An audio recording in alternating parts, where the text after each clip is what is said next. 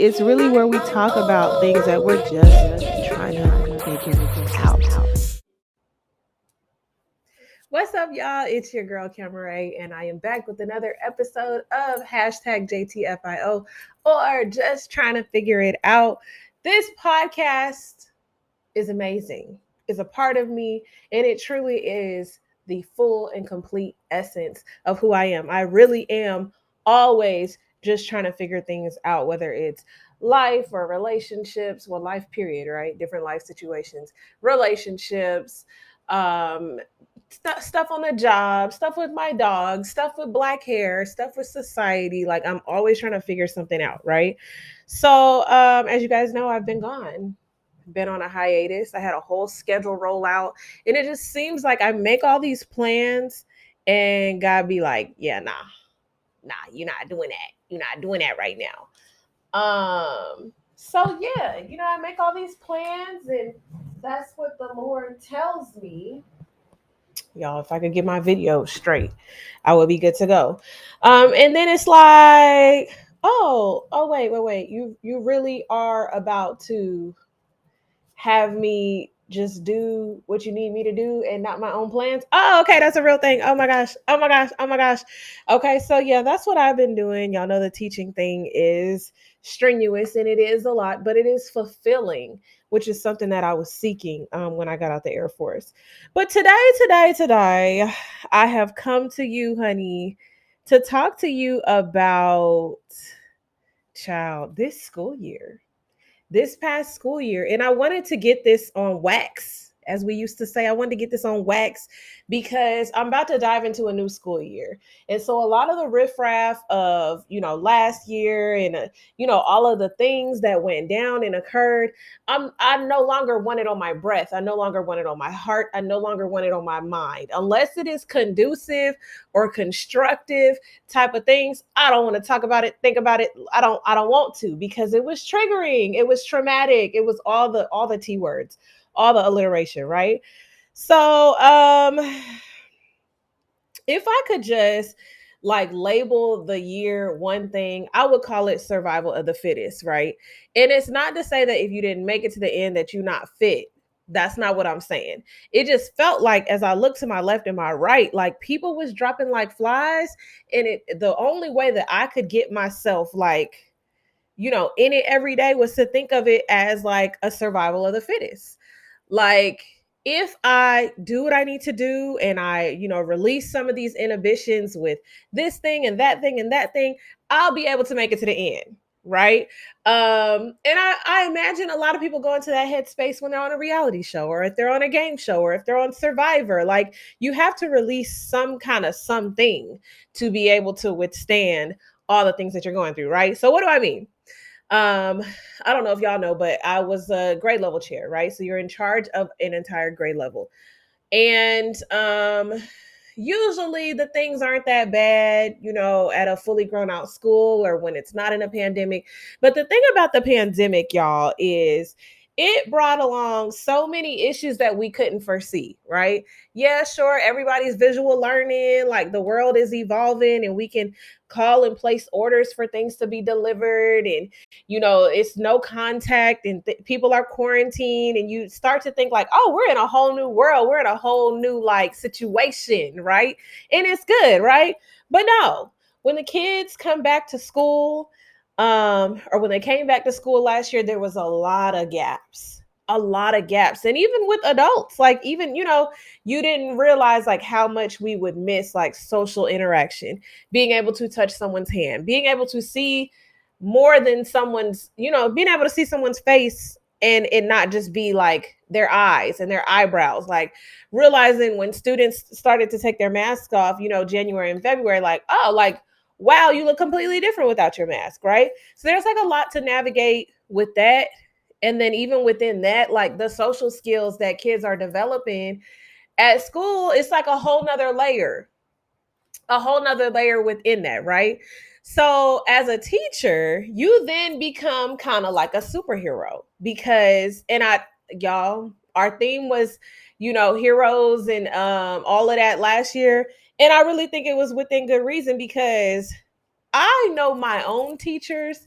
I just don't feel like they were doing what I was doing, or my peers and coworkers were doing, or any teacher of today. Okay. You got to be the psychologist. You got to be the coach. You got to be the mediator. You got to be the mentor. You got to be sometimes the disciplinarian, sometimes the parent and the teacher. And I know for me, like, I felt like I love kids. So yeah, I want to get into this. And, I have these dreams of developing this center, but I had a lot of, imposter syndrome where I felt like, am I really qualified to be getting up here and parenting a child? Like, I don't have no kids, but I just know, like, I just know how to hear. I just know how to hear a person, and I don't look at kids as kids, right? But I know how to hear them and hear their heart, and and I love kids as just people. So that's kind of like my superpower, right? But all that to say, because we about to get mushy in here, and I was not trying to do that. All that to say, it was like you had to be on top of so many things throughout the day that it kind of made it near impossible to have self-care, to like have proper time management, to like have a good work-life balance, because on top of all the things that the kids needed, you then had to you then had like a million substitutes every day. Like on my team alone, and I don't even want to just speak on just my team, period, but it was just like at my site alone, my school alone, there were so many people out on maternity leave. There were so many people just out on a daily basis, like 5 to 10 subs on campus a day.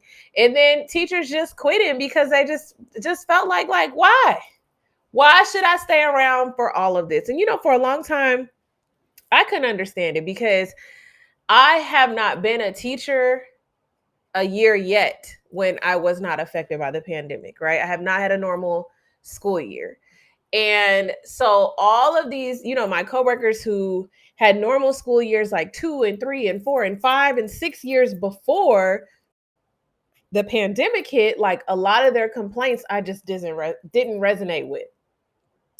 So I would just be, my full Air Force self, like, we just got to figure it out. Like, whatever it is, whatever positivity we need to push, whatever we need to do today to like get the kids over, like, we just got to do it. We just got to bust it out, right? But that created burnout because it was like I had so much energy for the person on my left, for the person on my right, for the person in front of me, for the person behind me, that then it was just like, oh my gosh, like this is a whole lot every single day. And the thing about it is, when I was in the Air Force, I felt like I didn't feel my impact daily. Like I wanted to do something where I could see my impact. Like maybe it wasn't on the spot, maybe it wasn't daily, but I could see my impact at some point and be like, yeah, I did that. And so that's why too, like I've kind of given second thoughts to leaving the classroom, because for right now, like I just want to feel what that's like, just like regularly, like calm down, not in a everything's on fire type of state, right? So yeah, when I think about this school year and I just think about that specifically, in the very beginning, like me as a grade level chair, the person directly over me went on maternity leave and was on maternity leave for a long while, right? So already like we're functioning with that missing person, right? And then you go into, as the school year is going on, like my grade specifically got passed around between lots of different teachers. And I don't think there was too much thought about like what that does behavior wise, because kids are going to act however they feel they can act with like, all the switching back and forth. It's kind of the same like when you see kids and they're being bounced from home to home and their behavior starts to cut up, right? So that part of me was just kind of like, okay, we're going to roll with this because this is all we can do, right? And if y'all don't know, I teach sixth grade. And since I've been teaching sixth grade has always had to have like all these massive changes. And I just feel like as the chair, somebody who was in the military, I would be the only person. And I'm not going to say I'm the only person, but I feel like you would have to find somebody who's been in the military.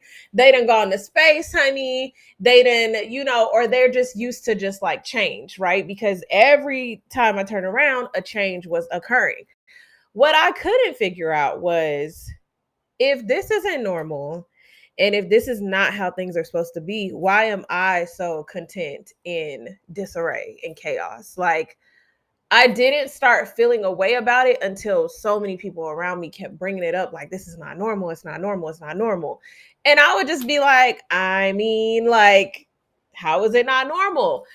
Do I want to see what a world is like without chaos? Heck yes. But I feel like in my life, and what I learned about myself this past year is I'm so used to putting fires out, especially in the past, since like 2014, right? I was like, I'm gonna go to this military, I'm gonna build myself, I'm gonna do all the things that I got to do to get myself like back where I need to be, because I had, and I don't think I wasted time in the first few years of college. I just think like I could not figure it out. Like, I couldn't figure out what I wanted to do. Actually, I won't even say that. I knew exactly what I wanted to do, but it wasn't a thing. Like, this wasn't a thing that was just like reachable for just like the normal everyday person, right? So I knew I wanted to do this. I knew I wanted to entertain. I knew like I had an impact. I knew I had a calling on my life. I knew I had favor on my life, but I didn't have focus. I didn't have a strategy. I didn't have so many things. So when I joined the military and was like, okay, I'm this next 4 years, this is my little hallway. I'm about to do what needs to be done, right? And when I did that, and then I was like, okay, I'm about to get out, I'm about to get my master's. And I did that. And then the pandemic hit, and I was like, that still ain't gonna stop me. I'm gonna get my center. And then when I sat down and start like actualizing, like thinking about like, okay, like you want this center, do you even like after school hours? Like, what would the center entail? Do you want a brick and mortar? Can you do something online? It's like, as you move into a different phase, you start to really actualize your dreams and think like, yeah, actually, I might need to think of like, put a little bit more thought into that, right? So let me tell you about some frustrations. Okay. This year, probably what frustrated me the absolute most, was just all the doggone complaining. Okay. I'm a very sensible person. I'm understanding, and I like to be courteous, and I like to consider people's thoughts and feelings and let people speak, and but like people like literally came for me and my character, and I like have never ever felt wrong for being calm, understanding, and positive. So much in my life, right? There were like, there was a lot of people who like talked me off the cliff and reassured me, and I thank God for those people. But it was like every time I turned around, somebody was attacking my character for just choosing to be positive, and making it seem like it was like a state of delirium because I was choosing to be positive. If our every single day is jacked up, I'm not coming into work complaining. It is what it is. It is a status quo. It's jacked up for teachers everywhere. It's not okay, but what can you do? Right? The kids didn't ask for that mess. The kids didn't make it what it is. So I truly felt like we on the battlefield every day for these kids. Like, I literally felt that way. And I don't blame anybody who didn't feel the same way I did. I don't blame anybody who was like, listen, I ain't got time to put on no boots today. I did not sign up for this. I get it. I feel like walk away with your head held high. Do what you got to do for you and find your happy, because when you're not happy, it bleeds onto other people. You know what I'm saying? So I found myself like questioning myself. Like, I truly was like, is there a problem with being positive? Like, am I being positive, or am I just ignoring like the facts? Am I just like fluffing stuff up? But I don't think I was. Like, I was truly okay and content with the situation we were in, because I understood like we can't change it right now. I understood like I have the relationship with these students so that no matter what's going on from the top down, like, I know this kid right here. I know that kid right there. I know my teammate right there, right? And I start realizing like relationships just really became important for me, and I started prioritizing. But it just made me feel like this pandemic, it did a lot of good. Okay. I know we feel like it's just horrible and it's like taking out so many people, but it like woke a lot of us up and put a lot of things into perspective. And for me as a teacher, I think when I first started, like, I was like, yeah, I'm gonna teach technology. Like, I had my little plan together. I was like, psh, I'm about to be smooth sailing because I'm about to have the elective. I'm chilling. I got 3 periods off. Like, I'm chilling. And then God was like, yeah, girl, no. You about to teach ELA and reading intervention, which was like, what? Like, what? And it's like I started to fall in love with the content of ELA because like I saw the power that I possessed. And I never take it for granted, and I'm never going to forget. I don't want to say forget, but I'm never going to take advantage of that power, right? Like, I understand it's very precious to have kids express themselves through writing and through reading and acting and develop their language, especially those who don't have English as a first language, right?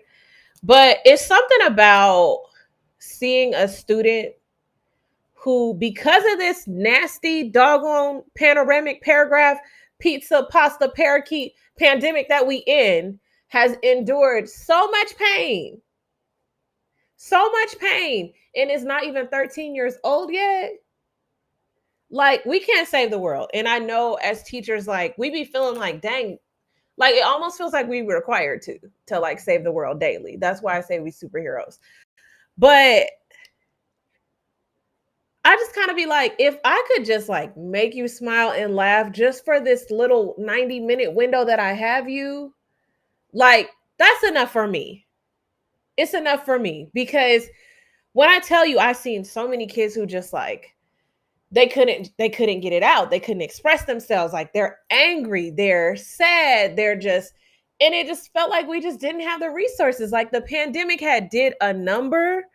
And on top of like reading skills just dropping and like handwriting just looking crazy and technology just like gaps, like now you just got like the social skills that are just like, okay, like you can't resolve conflict. You can't express yourself through words because you've been typing for 2-3 years straight. And at 8 years old, at 7 years old, you had to type to your teacher. You had to know to mute your computer and like what?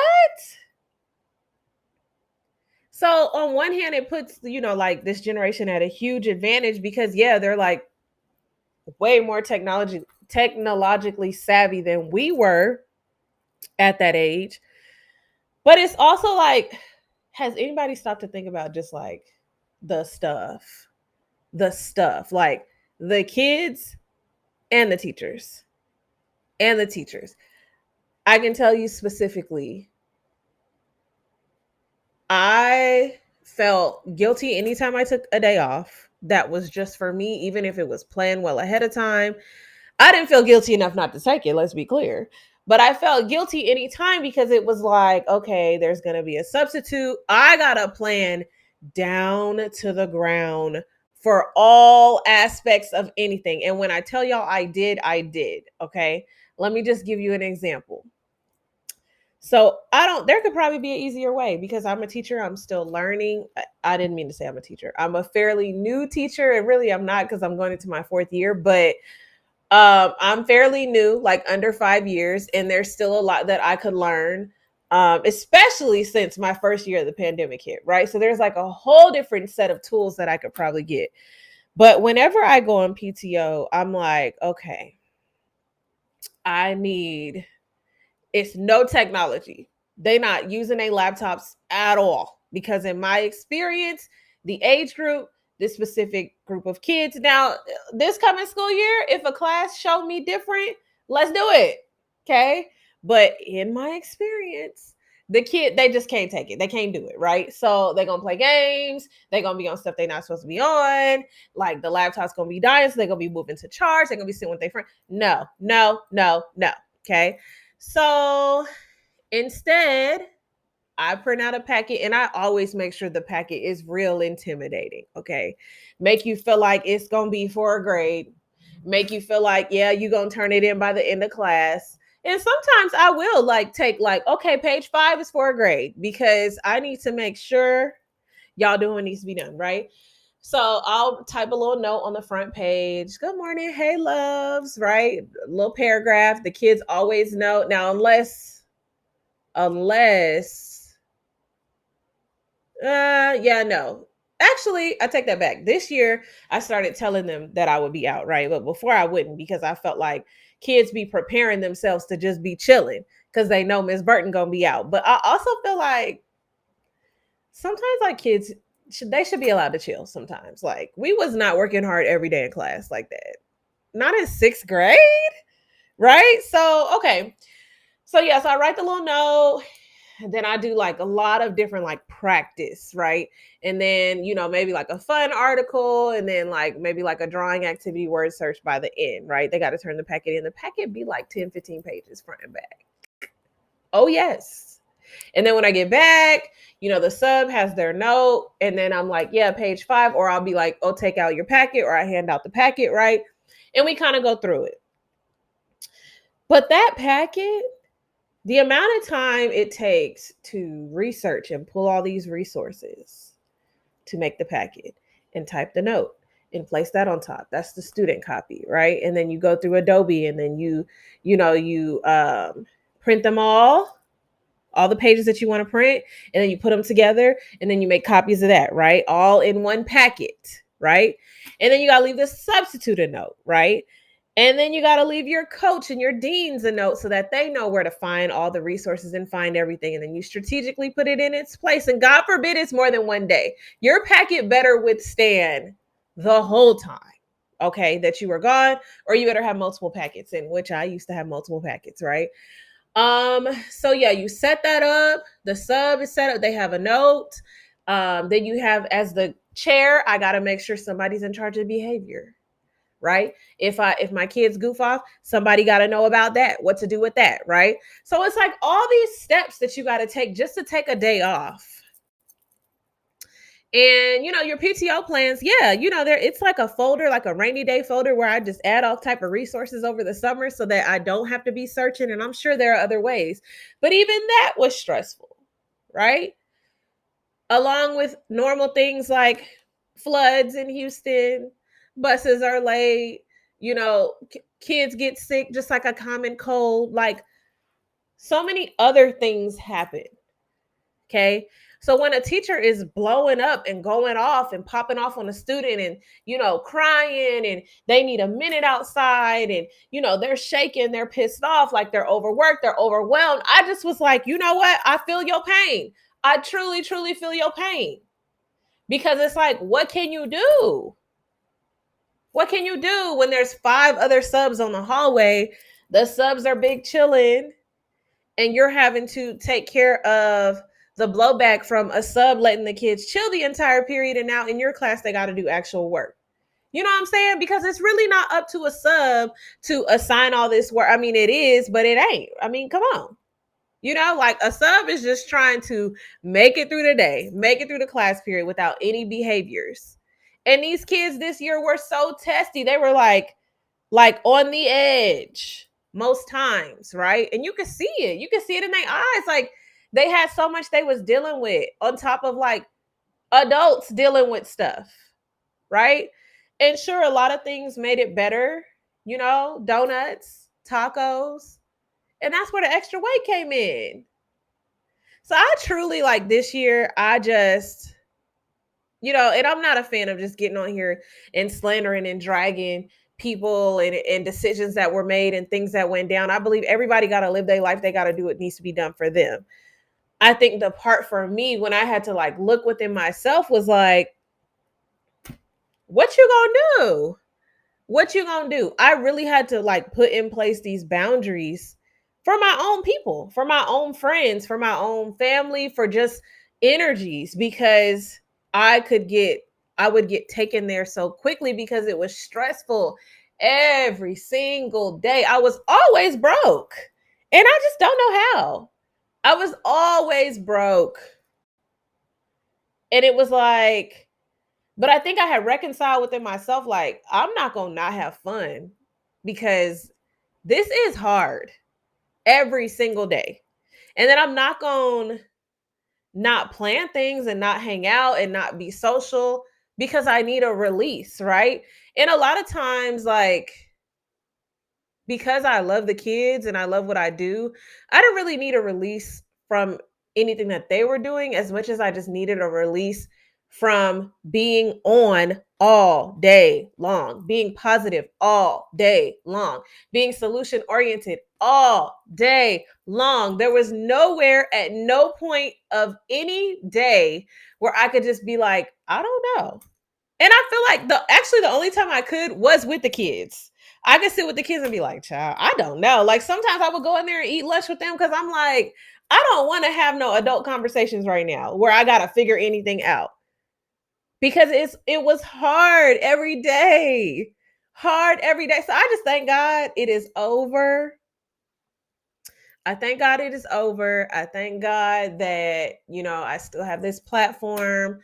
And as I go into this new school year, I don't know if y'all have seen it, but I put my teacher wish list out there. Like so many people have purchased items to just set me up for this school year. My mindset is just a little different. And I'm always positive. I'm always solution oriented. I'm just like trying to, and I, focus really really hard on relationships, student relationships last year and relationships with my team. Now I just want to focus on time management, organization, and like being proactive with just like all aspects, with culture, behavior, like all that, all that. So yeah, like it still rings true. Like JTFIO is a true mantra. Like we are always just trying to figure it out, like for real, for real. But yeah, if you're a teacher or if you have kids, or even if you were in college, like you notice like how school changed. I want to hear from y'all in the comments. Like, are you glad it's over? Which really is still ain't over, but it's like I feel like last year was like the worst year. Like the first year of COVID, the tail end of 2020 was not that bad. It was fresh, right? It was kind of fun. Like the kids, we were like, oh my gosh, we get to stay home. We in our sweatpants. Oh my gosh, is that your dog? Like, this is my dog, right? The next school year was just like, okay, like some of us are here, some of you are at home. Like, we're doing this. We got the plexiglass up. Like, we're doing what needs to be done, right? And then last year was like, okay, everybody back on campus. Okay. Oh, y'all, this thing is trying to die. Hold on. Okay, there we go. Everybody back on campus. You're still masked up. We're doing the things. Okay. We're doing the things that need to be done. But wait, you can't read. Wait. Oh, that's why you weren't responding online. Oh, you don't know much English. Like, what? Like, that was a lot. I want to hear about it. Let me know in the comments. I'm Cameray. This has been hashtag JTFIO or just trying to figure it out. I want to hear from y'all. Make sure you guys share the podcast. And I'm going to try to keep this thing going as much as I can, as often as I can. I love you guys. And I'll see you guys next time.